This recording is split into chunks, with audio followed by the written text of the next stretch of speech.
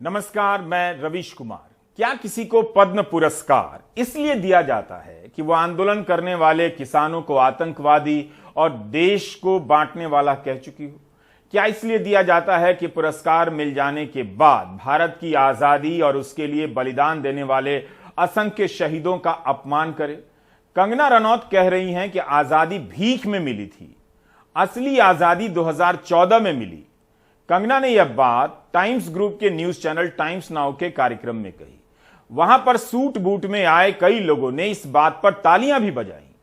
आजादी के इन जानकारों को ताली बजाते हुए आप YouTube में देख सकते हैं, वहां वीडियो होगा ही। इन्हीं सूट बूट वालों को सरकार के खिलाफ एक लाइन बोलने के लिए कह दीजिए, ताली नहीं बजेगी, हाथ जम जाएंगे। कंगना रनौत की इस बात की निंदा से पहले यह देखना बहुत जरूरी है कि इस तरह की बात पहले भी अलग अलग रूपों में कही जा चुकी है। कंगना ने ही पहली बार नहीं कही। कई साल से अलग अलग माध्यमों से इस तरह की बातें जनता के बीच पहुंचाई जा रही हैं। व्हाट्सएप से लेकर ट्विटर तक पर ऐसी सामग्रियों की भरमार है जिनमें लतीफों और भद्दी गालियों का सहारा लिया जाता है और आजादी के आंदोलन को नकारा जाता है। इस तरह गांधी और नेहरू को एक तरफ खड़ा किया जाता है, उसमें से सरदार पटेल को कुछ और अलग किया जाता है। बहुत चालाकी से सरदार पटेल को अलग कर ट्विटर पर और राजनीति में गांधी की हत्या का जश्न मनाया जाता है, ट्रेंड किया जाता है। तरह तरह की दलीलों से लोगों के दिमाग में भूसा और नफरत भरा जाता है कि असली आजादी नहीं मिली। यह काम राजनीति के हिसाब से मनोवैज्ञानिक तरीके से किया जाता है।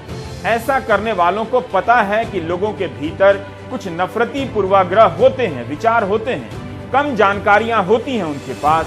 उनके भीतर तरह तरह के नए पूर्वाग्रह और नई जानकारियों के नाम पर झूठ खेल दिए जाते हैं। इस तरह से करोड़ों लोगों को तैयार कर दिया जाता है ऐसी बातों पर ताली बजाने के लिए। पद्म पुरस्कार प्राप्त कंगना रनौत का बयान पहले से समाज में पहुंचाए जा चुके अनेक बयानों को मंच देने भर के जैसा था। जो बातें अंदर अंदर पहुंचाई जा चुकी हैं, उसके औपचारिक रूप दिए जाने का परीक्षण अब शुरू हो चुका है। यही वो बातें हैं जिन्हें आप चर्चा योग्य नहीं मानते, जवाब देने लायक नहीं मानते। आपके ऐसा मानने या नहीं मानने से अलग यह प्रक्रिया चलती चली जा रही है। इस तरह की दलीलें हमें पहले भी कई बार सुनने को मिली हैं, खासकर जब हम महंगाई के सपोर्टर सीरीज के लिए महंगाई के सपोर्टरों की दलीलें सुनते हैं। यही सब बातें निकल कर आती हैं कि आजादी अब मिली है, अब आजाद है। इस आजादी को धार्मिक और सांस्कृतिक आजादी के नाम पर लोगों के बीच घुसाया जा रहा है, ताकि इसके बाद 1947 से पहले की आजादी और उसके शानदार संघर्षों को अपमानित कर पीछे धकेला जा सके। महंगाई के सपोर्टर कहीं आसमान से नहीं टपके हैं, बल्कि इसी राजनीतिक प्रयोगशाला में तैयार किए गए हैं, जो केवल न्यूज चैनल के कार्यक्रम में नहीं मिलते हैं, बल्कि सड़क, चौराहों और चाय की दुकानों पर भी मिलते हैं। आगरा में नसीम को भी कुछ मिल गए। अरे महंगाई चक्कर में तो मैंने चाय पीना ही छोड़ दी। महंगाई क्या, तेल वेल सारे लोग कांग्रेस की और पिछली सरकारों में महंगाई नहीं थी। आज कम से कम हमारा देश आजाद है और आजाद तो पहले भी था। सेना कितनी स्ट्रॉन्ग हो गई है ये देखिए आप। आजाद पहले भी था, अब भी है। देश का स्ट्रॉन्ग होना बहुत जरूरी है। हमारी सेना कितनी जरूरी पहले भी मजबूत है। हमारी सेना के पास आधुनिक हथियार आ चुके हैं। ये फायदा है कि हमें हिंदू धर्म के अनुसार हमें हिंदू की मान्यता बहुत अच्छी मिलती है, हमें ये बढ़िया है। इससे पहले हिंदू का खतरे बता दे, बताओ। अरे वो ठीक है, पर फिर भी खतरे में इससे पहले बताओ। क्यों आप देखो फिर भी सुरक्षा महसूस करते थे पहले। अब भी हो रहे हैं, बताओ। फिर भी सुरक्षा महसूस नहीं करता था भाई साहब। 4.5 किलोमीटर डाल दिया। भाई साहब फिर भी सुरक्षा महसूस नहीं करता था, आज वो सुरक्षा महसूस करता अपने आप को। 4.5 किलोमीटर का लगा दिया है। हमारी हिंदुस्तान की सेना ने चीन को पीछे धकेल दिया है। आज हमारे पास इतने आधुनिक हथियार हैं। चीन की उंगलियां दबाता था तो फिर हिंदुस्तान को आग उठाने का 4.5 किलोमीटर, 4.5 तो मुखार मारी है। सरकारों में साधु संतों की हत्या नहीं होती थी, इस सरकार में साधु संतों की हत्या हो रही है। मुझे तो लग रहा है अभी खतरे में हिंदू। अब आपको समझ आ सकता है कि कंगना रनौत ने जो कहा वो बात किस तरह से आम कर दी गई है। यह केवल अपमान नहीं है कि किसी ने कह दिया कि आजादी भीख में मिली और 2014 में असली आजादी मिली। हमें देखना चाहिए कि कौन कह रहा है, क्यों कह रहा है, और जो कह रहा है वो बात क्या कोई अकेले में कही गई बात है या कई बातों के सिलसिले में कही गई बात है।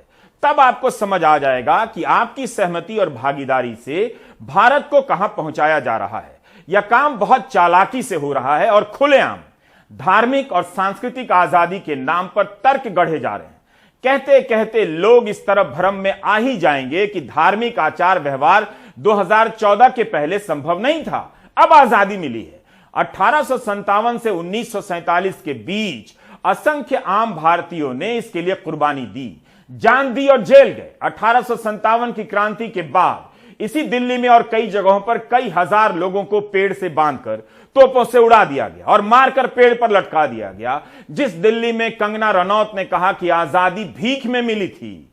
हम सावरकर की माफी का जिक्र कर आज के कार्यक्रम के मेयार को छोटा नहीं करना चाहते। भारत के संविधान में नागरिकों के लिए बताए गए मौलिक कर्तव्यों में इसे शामिल किया गया है और अनुच्छेद 51A में लिखा गया है कि स्वतंत्रता के लिए हमारे राष्ट्रीय आंदोलन को प्रेरित करने वाले उच्च आदर्शों को हृदय में संजोए रखें और उनका पालन करें। संविधान का कहना है कि नागरिक का मौलिक कर्तव्य होगा कि हम उन उच्च आदर्शों को हृदय में संजोए रखें जिन्होंने स्वतंत्रता आंदोलन को प्रेरित किया। यहां तो हम हृदय से निकालकर फेंके जाने का दृश्य हर दिन देखे जा रहे हैं। अक्टूबर महीने में झांसी की रानी के किरदार पर बनी फिल्म में अभिनय के लिए कंगना को राष्ट्रीय पुरस्कार मिला। उपराष्ट्रपति ने दिया, जो इस देश का दूसरा सर्वोच्च संवैधानिक पद है। कुछ दिनों के बाद राष्ट्रपति पद्म पुरस्कार देते हैं। बताने की जरूरत नहीं कि राष्ट्रपति का पद सर्वोच्च संवैधानिक पद है। यह भी बताने की जरूरत नहीं कि यह दोनों पद उस संविधान से निकले हैं जो आजादी की लड़ाई से निकला है। संविधान से आप इन पदों को और इनके फैसलों को अलग नहीं कर सकते, ना ही यहां बैठे प्रधानमंत्री और उनके मंत्रिमंडल के सदस्यों को अलग कर सकते।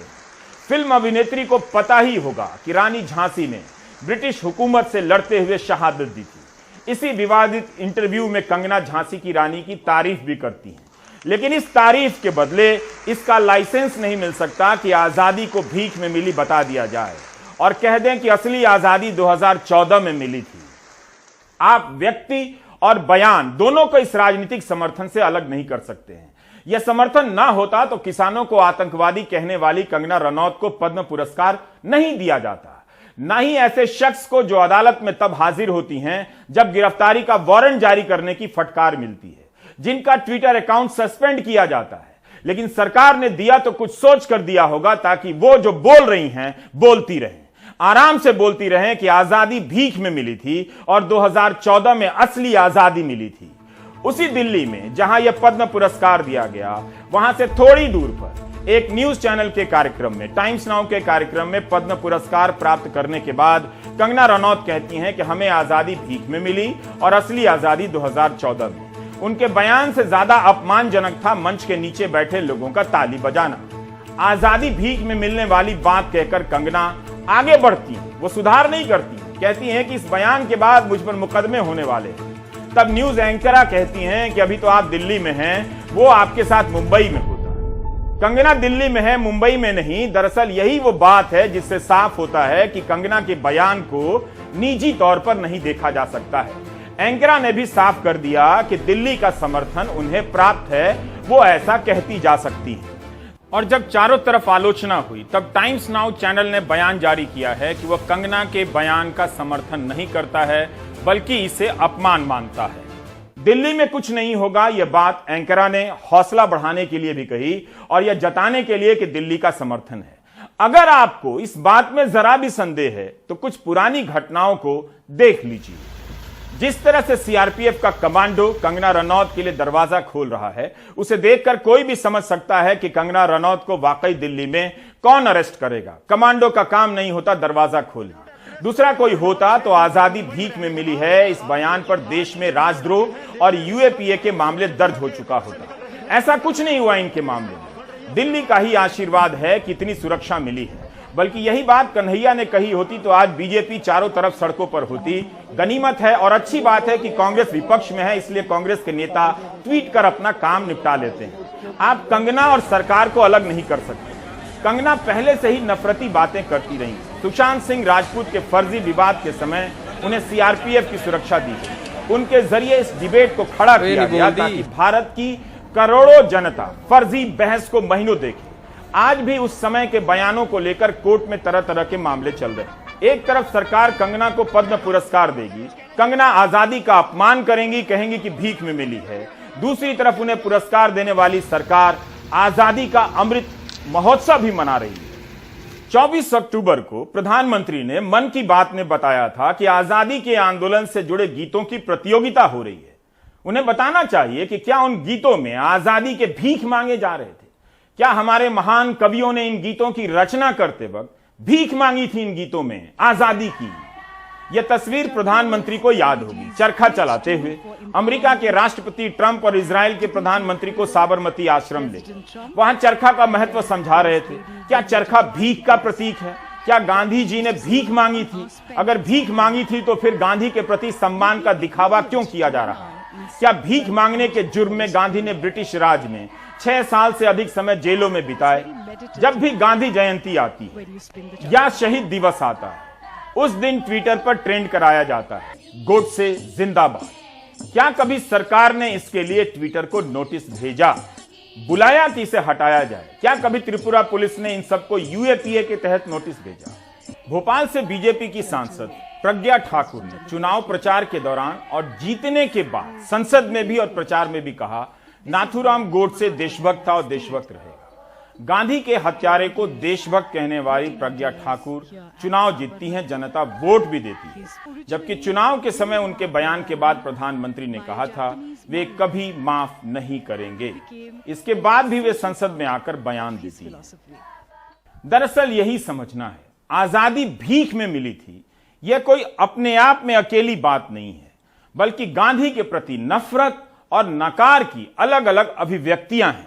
उसी को कहने का एक अलग तरीका है कि वो जो आजादी हमें मिली थी वो भीख में मिली थी। एक तरफ आजादी के आंदोलन से जुड़े नायकों का औपचारिक सम्मान भी चल रहा है, दूसरी तरफ उनका भी सम्मान किया जा रहा है जो आजादी के शहीदों का अपमान कर रहे हैं, ताकि उस गुप्त नैरेटिव को अब सामने लाया जा सके जो कई सालों से भीतर भीतर चल रहा था और एक नए चेहरे के जरिए सामने लाया जाए, जिसमें आजादी के आंदोलन को लेकर तरह तरह के विवाद पैदा कर उसके प्रति नफरत पैदा की जाए। आप दोनों चीजें साथ साथ चलते देखेंगे। गांधी की तस्वीर भी लगाई जा रही है और गोडसे जिंदाबाद का नारा भी। ऐसा हो नहीं सकता कि आप सरदार पटेल का सम्मान करें और गांधी के हत्यारे का भी सम्मान करें। ऐसा करना सरदार पटेल का अपमान ही है। जो भी सरदार पटेल की जीवनी का 10 पन्ना पढ़ लेगा वो समझ जाएगा कि आजादी की लड़ाई के इस शानदार सिपाही की जान गांधी में बसती थी। उनके मन में कितनी श्रद्धा थी गांधी के लिए। गांधी की हत्या का इतना गहरा सदमा पहुंचा कि सरदार पटेल को दिल का दौरा पड़ गया था। अपने इलाज के दौरान कहा करते थे कि मैं बापू के बिना नहीं रह सकता, उनके पास जा रहा हूं। 3000 करोड़ की उनकी मूर्ति बनाकर दावा किया जाता है कि पटेल को इतिहास में सम्मान दिला रहे हैं, लेकिन सम्मान के नाम पर उस इतिहास की शानदार कालीन ही खींच दी जा रही है जिस पर चलकर पटेल जैसे नायक हमें मिले हैं। पटेल की मूर्ति बनाकर गांधी के अपमान या आजादी के आंदोलन के अपमान की छूट नहीं मिल सकती है। क्या सरदार ने आजादी भीख से ली थी? क्या भीख में आजादी मिलने के कारण सरदार पटेल की इतनी ऊंची मूर्ति बनाई गई है? माफी सरदार ने मांगी थी या सावरकर ने? इस तरह के बयान गलती से नहीं निकल रहे हैं। हाल ही में एक वीडियो भी वायरल हुआ जिसमें बीजेपी की युवा मोर्चा की एक सदस्य कहती हैं कि भारत को आजादी 99 साल की लीज पर मिली है। ऐसी फर्जी बातों को यकीन के साथ दोहराया जा रहा है। ऐसे बहुत से लोग हैं जो इसे सही मान लेंगे। हर दिन इस तरह का झूठ औपचारिक और अनौपचारिक माध्यमों से फैलाया जा रहा है। अगर आपने अपने पर्स में मेरी बात लिखकर रखी है तो निकाल कर पढ़िए कि इस दौर में भारत का मीडिया भारत के अर्जित लोकतंत्र की हत्या कर रहा है। अगर लिख कर नहीं रखा है तो अब लिखकर पर्स में रख लीजिए कि भारत का मीडिया, गोदी मीडिया, आपकी आंखों के सामने भारत के अर्जित लोकतंत्र की हत्या कर रहा है। भले कंगना नहीं जानती होंगी, आप जानते हैं कि भारत सरकार भारत की आजादी के 75 साल पूरे होने के अवसर को आजादी का अमृत महोत्सव मना रही है और उस अमृत को लेकर इतना जहर फैलाया जा रहा है। इसके तहत देश भर में तरह तरह के कार्यक्रम होते रहते हैं, लेकिन जिस महफिल में कंगना रनौत कहकर चली गई कि असली आजादी 2014 में मिली थी, क्या पता कंगना जैसे लोग एक दिन सामने आए और कहने लगे कि आजादी का यह अमृत महोत्सव फेक है, झूठा है। अभी तो आजादी के 7 ही साल हुए हैं जो 2014 में मिली थी। असली अमृत महोत्सव 2014 के हिसाब से 2089 में मनाया जाएगा। एकता, विकास और लोकतंत्र के 75 साल। उस आजादी से इतनी नफरत है तो सम्मान का दिखावा क्यों होना चाहिए, या फिर नफरत करने वाले ही सम्मान के समय क्यों नजर आते हैं? विपक्ष ने पद्म पुरस्कार वापस लेने की मांग की है। एक महिला को जो फिल्म अभिनेत्री है, केंद्र की सरकार ने उसे पद्मश्री देने का काम किया है। जिस तरह से बयान दिया गया कि 1947 15 अगस्त के दिन आजादी भीख में मिली और सही आजादी 2014 में देश को मिली है, हम कठोर शब्दों में इस बयान की निंदा करते हैं। हम मांग करते हैं कि केंद्र की सरकार तात्काल रूप से उस कंगना रनावत का पद्मश्री वापस ले और देश के स्वतंत्रता सेनानियों का अपमान करने के लिए मुकदमा दर्ज करके तात्काल रूप से गिरफ्तार करे। अच्छी बात है कि कंगना रनौत भी किसी और के संदर्भ में पद्म पुरस्कार वापस लिए जाने की मांग कर चुकी हैं, लेकिन निजी कारणों से ये उनका ट्वीट है और कहती हैं कि करण जौहर ने, KJO ने उन्हें अंतर्राष्ट्रीय मंच पर अपमानित किया है और फिल्म उद्योग से छोड़कर चले जाने के लिए कहा है, इसलिए इनसे पद्म पुरस्कार वापस ले लिया जाना चाहिए। एंटाइटलमेंट देखिए, आजादी का नारा पसंद नहीं है, समझ में आता है, लेकिन आजादी ही भीख में मिली थी यह भी समझ में आता है। 2016 में JNU में कन्हैया ने गरीबी और अन्य चीजों से आजादी का नारा लगाया, तभी समझना चाहिए था कि दरअसल चिढ़ नारे से नहीं है, उस आजादी से है जो हर बड़ी लड़ाई में आदर्श और मकसद का प्रतीक बनकर सामने आ जाती है, याद आ जाती है।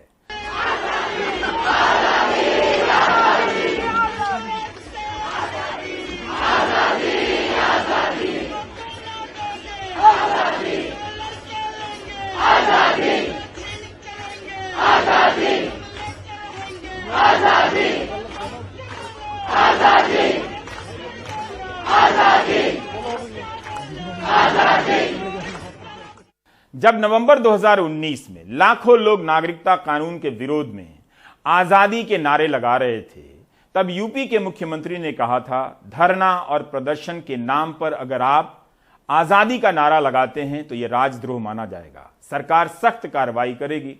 मुख्यमंत्री जी अब बता दें कि कंगना रनौत ने आजादी भीख में मिली है, इसे कौन सा द्रोह माना जाएगा जो कहा है। उन्हीं के पार्टी के सांसद वरुण गांधी ने इसे शर्मनाक और देशद्रोह कहा है। मील का सत्र है, हमारे मेहमान आए हैं, बड़ा अच्छा है। मैं धन्यवाद करता हूँ MD साहब से, फेडरल से MD से। भाई इनाम सरकार की तरफ से मेरे को दिया जाए, हम किसान हैं। MD साहब से इनाम। यह तो आज की तस्वीर है। हरियाणा के गोहाना में एक किसान ने सहकारिता राज्य मंत्री बनवारी लाल के हाथ से सम्मान लेने से इनकार कर दिया। उसके इनकार करने से इतनी असहजता पैदा हो गई मंच पर कि मंच से ही उतरवा दिया गया। बात करने की आजादी होती तो किसान को मंच से नहीं उतारा जाता। किसान ने यह कहते हुए मंत्री के हाथों सम्मानित होने से इनकार कर दिया कि किसान धरनों पर शहीद हो रहे हैं, वह यहां भाजपा के मंत्री से सम्मानित होगा तो शहीद किसानों का अपमान होगा। शहीदों के सम्मान में किसान पुरस्कार ठुकरा रहे हैं और आंदोलनकारी किसानों को आतंकवादी कहने वाली कंगना रनौत को राष्ट्रपति पद्म पुरस्कार दे रहे हैं। कितना सुंदर दृश्य है। और उसके बाद कंगना रनौत आजादी को भीख बताती हैं, भीख में मिली बताती हैं। इसे गहराई से समझने की जरूरत नहीं है, बिल्कुल कोशिश मत कीजिए, क्योंकि पिछले कुछ वर्षों में आपको गहराई से जो समझाया गया है उससे टकराव पैदा हो जाएगा, शॉर्ट सर्किट हो सकता है दिमाग में, वैसे भी समझ में नहीं आएगा। ऐसे वक्त में कुछ किताबें पढ़ सकते हैं, जॉर्ज ऑरवेल की 1984। इसके 7वें चैप्टर का एक आखिरी प्रसंग आपको रोचक लग सकता है। लेखक लिखते हैं, पार्टी का कहना है कि आपने आंखों से जो देखा है, कानों से जो सुना है, उसे ना माने, नकार दें। यह उनका सबसे अंतिम और अनिवार्य हुक्म था। उसका दिल ही बैठने लगा जब उसे लगा कि कितनी बड़ी ताकत उसके खिलाफ काम कर रही है उसे तो पार्टी का कोई भी बुद्धिजीवी डिबेट में आसानी से हरा देगा। वह जब उनके महीन तर्कों को समझ ही नहीं सकेगा तो जवाब क्या देगा? इसके बाद भी वह अपनी जगह पर सही था। गलत वे लोग थे। जो भी सामने से दिख रहा है और सच है उसे बचाना ही होगा। सत्य को प्रमाण की जरूरत नहीं है, इसी पर टिके रहना है। आजादी का मतलब बहुत सरल है, 2 और 2 4 होते हैं। अगर इतना भर कहने की आजादी है तो बाकी चीजें अपने आप होती चली जाएंगी। यहां 2 और 2 4 कहने वालों को मंच से उतार दिया जा रहा है और 2 और 2 5 कहने वालों को मंच पर बिठाया जा रहा है। बात पेट्रोल और डीजल पर लगने वाले बेतहाशा टैक्स और महंगाई की हो रही है, लेकिन उस बहस में कभी सेना तो कभी सुरक्षा तो कभी चीन तो कभी धर्म, ये सब घुसाकर महंगाई का समर्थन किया जा रहा है। कंगना और महंगाई के सपोर्टर की तर्क शैली प्रज्ञा ठाकुर की तर्क शैली में बहुत अंतर नहीं है। अजय सिंह ने बनारस में कुछ लोगों से बात की महंगाई पर। ऐसा है राजेश भैया, महंगाई इतनी जबरदस्त बढ़ गई है, इतनी जबरदस्त ना कि हम अब पूछिए आप गांव की स्थिति, गांव में जाइए, गांव में इतनी गरीबी है और महंगाई इतना ज्यादा है कि लोगों ने सरसों का तेल खाना बंद कर दिया। खाली एक तेल अरे भाई मत बोलिए, रोटी सब्जी जो है, दाल रोटी सब्जी लोग खाते हैं, तेल में ही सब्जी बनेगा ना। गाँव में सब्जी सब कुछ खाना पीना है यार। तेल थोड़ा कम कर देले हुए। गाँव में मुर्गा खाते हो तेल में, सरसों के तेल में, हिंदी में मटन खाते हो। नहीं देखिए भाई, आप काम भी देखिए, अगर किसी ही रहिएगा करना पड़ेगा। नहीं बढ़ी हुई है, गलत चीज आप कह रहे हैं। ठीक है, महंगाई बढ़ी हुई है, लेकिन ऐसा नहीं है गाँव में शौचालय नहीं देख रहे, सुविधा नहीं देख रहे। मोदी सरकार में सुविधा मिला। नहीं आप, अरे भाई ये क्यों नहीं बता रहे कि शौचालय मिला है गाँव में? मुफ्त का शौचालय मिल गया, मुफ्त के घर मिल रहे हैं, किसानों के खाते में पैसा जा रहा है। खाने को तो मिलेगा। तो एक चीज ये कहें, किसी भी देश की अनाज जा रहा है, खूब जा रहा है। किसी भी देश की अर्थव्यवस्था को फ्री अनाज में जो ईंधन ही नहीं, वास्तव में ही ईंधन है। कोरोना काल में किसी मिला नहीं मिला, अर्थव्यवस्था को पेट्रोल डीजल जैसी चीजें बहुत ही, किस पे गया? ये बहुत ही बड़ा फैक्टर है, उसको प्रभावित करती है।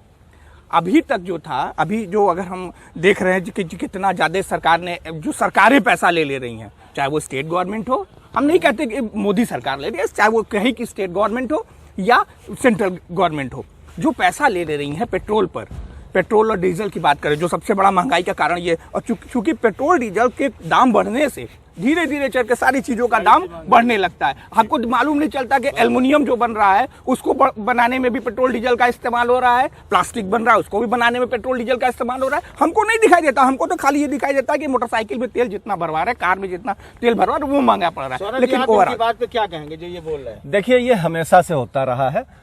कभी, अब देखिए आंकड़ों को आप थोड़ा सा समझने की कोशिश करिए, किस तरीके से चीजों को हाइप किया जाता है। आज बहुत बड़ा मुद्दा है कि पेट्रोल 100 के पार। भैया 100 के ही पार क्यों?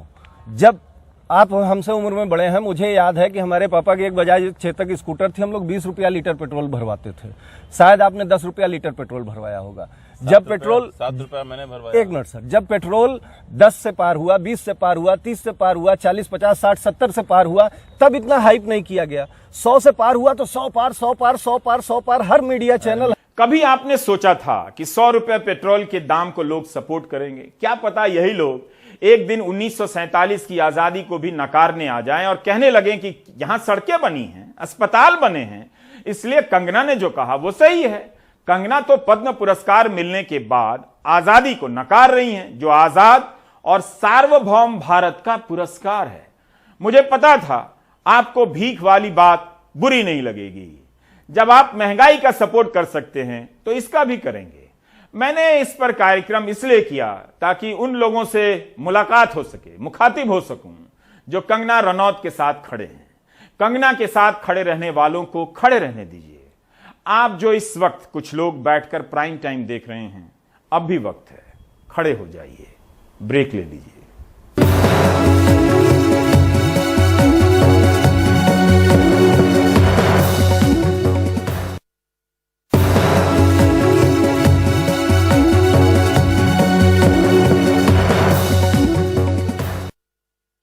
क्या ऐसा हो सकता है कि पुलिस के साथ मुठभेड़ हो रही हो, दोनों तरफ से गोलियां चल रही हो, पुलिस की तरफ से जो गोली चले वो 7 के 7 बदमाशों के घुटने के नीचे लगे और पुलिस को एक भी गोली ना लगे। क्या मुठभेड़ में शामिल सभी पुलिसकर्मियों का निशाना इतना सटीक हो सकता है?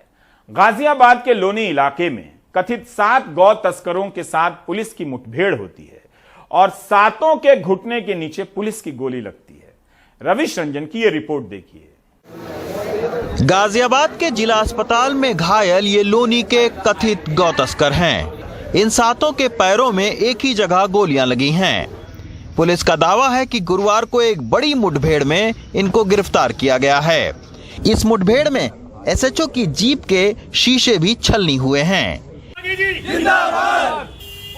मुठभेड़ के बाद हिंदू संगठनों के लोगों ने लोनी थाने के एसएचओ राजेंद्र त्यागी का कुछ यूं सम्मान किया और थाने में नारेबाजी का शोर शराबा भी।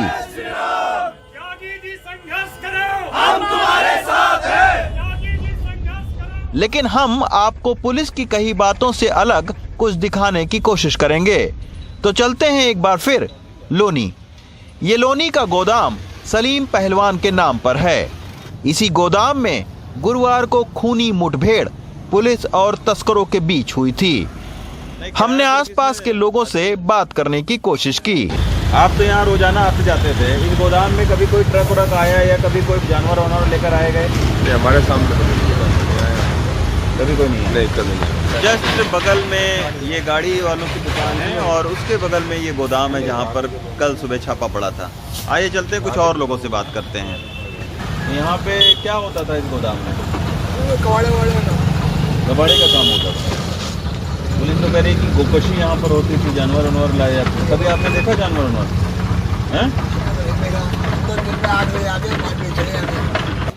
दरअसल ये गोदाम सलीम पहलवान ने साल भर पहले किराए पर दिया था, लेकिन कुछ दिन बाद सलीम पहलवान के बेटे आदिल ने पुलिस को सूचना दी कि जिन लोगों को उसने किराए पर दिया है वो कथित तौर पर गोकशी कर रहे हैं। इसी सूचना के आधार पर पुलिस ने छापेमारी की। हम अब सलीम पहलवान के घर पहुंचे, लेकिन यहाँ ना तो हमें सलीम और ना ही उनके बेटे आदिल मिले। आदिल के बड़े भाई हमें मिले। उन्होंने कहा कि ये सूचना आदिल ने ही पुलिस को दी थी। वो जो डॉक्टरों की जो किट बनती है वो बनाया करते थे। अच्छा।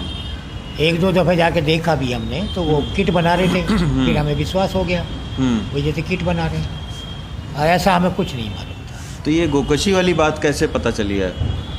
किसी ने ये बताया? इस बारे में मैं नहीं कह सकता। उधर सलीम पहलवान के इस गोदाम में कथित अवैध काम चलने की सूचना लोनी में बजरंग दल के जिला संयोजक हरवीर सिंह ने भी की थी। हालांकि अब हरवीर सिंह नाराज हैं। उनका दावा है कि पुलिस सलीम के बेटे आदिल को बचा रही है। तो कहीं ना कहीं वो अपना बचाव कर रहा है या पुलिस उसका बचाव रख रही है। अच्छा, आप लोगों के संगठन के तमाम सारे लोगों ने जो दरोगा जी हैं उनका स्वागत भी किया, कल वहाँ उनके जिंदाबाद के नारे लगाए। देखिए, लोनी के अंदर गोकशी घटनाएं आम तौर पर चलती रही हैं, लेकिन ऐसा पहली बार हुआ है कि कभी इस प्रकरण में इतनी बड़ी कार्रवाई उनके द्वारा की गई।